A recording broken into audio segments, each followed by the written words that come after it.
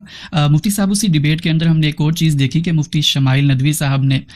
Debate کے دوران جاوید اختر صاحب کو آئی لو یو کہا، تو اس پر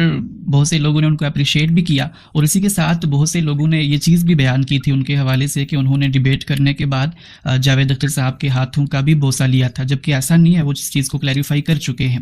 لیکن میرا سوال یہ ہے کہ اگر کسی ملحد کو آئی لو یو کہا جائے تو کیا اسلام کے نزدیک کوئی قباحت ہے؟ اور اسی کے ساتھ یہ بھی بتائیے گا جی پلیز۔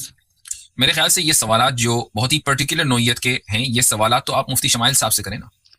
یعنی اگر آپ یہ سمجھ رہے ہیں کہ ان کا ایک ایک لفظ جو ہے اس کی ذمہ داری میری ہے، تو چونکہ وہ میرے شاگرد ہیں تو پھر تو آپ اس سے کر سکتے ہیں، لیکن اگر ایسا نہیں ہے تو کچھ ذمہ داری ان کے اوپر بھی تو ڈالیں۔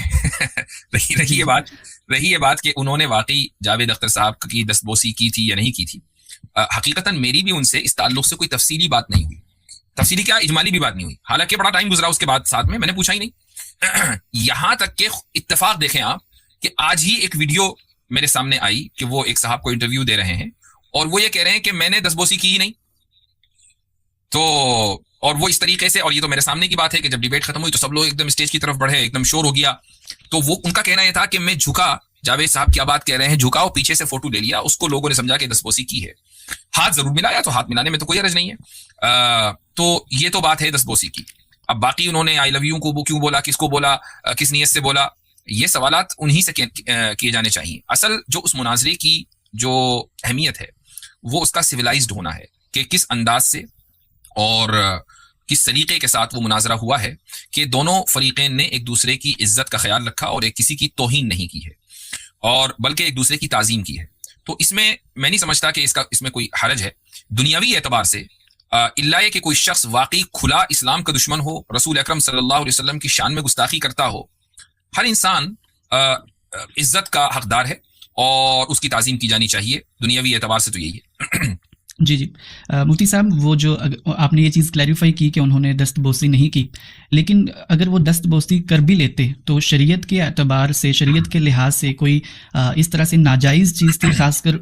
ان ملحدین کے لیے جو کہ اچھے ملحد ہیں، جو بلاسفیمی نہیں کرتے، جو غلط بات نہیں کرتے۔ ایک تو ہوگی نا برے ملحد جو بلاسفیمی کرتے ہیں، توہین کرتے، لیکن جاوید اختر صاحب کے حوالے سے ہم نے یہ چیز نوٹس نہیں کی، تو دست بوسی کرنا شریعت کے اعتبار سے کیسی چیز ہے؟ دیکھیں، یہ اس بات کے اوپر موقوف ہے کہ دست بوسی کرنے والے کی نیت کیا ہے۔ ایک حدیث ہے، رسول اکرم صلی اللہ علیہ وسلم نے فرمایا کہ صاحب بدعت کی توقیر نہیں کرنی چاہیے، یعنی جو آدمی بدعت پروموٹ کرتا ہے اس کی تعظیم اور توقیر نہیں کرنی چاہیے، اس حدیث کا مفہوم ہے۔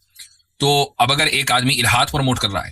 تو اس کی تعظیم اور توقیر کے کیا معنی ہے، وہ تو اس سے بھی زیادہ سخت ہو گئی بات۔ تو اگر مان لیجئے ایک شخص کسی کی دستبوسی اس لیے کر رہا ہے کہ وہ معاشرے کا بڑا ہے اور شاید اس طرح مسلمانوں کے رویے کو دیکھ کر وہ پگھل جائے اور اسلام کی طرف آ جائے اور وہ اس کو دعویٰ کا ایک پہلو سمجھتا ہے،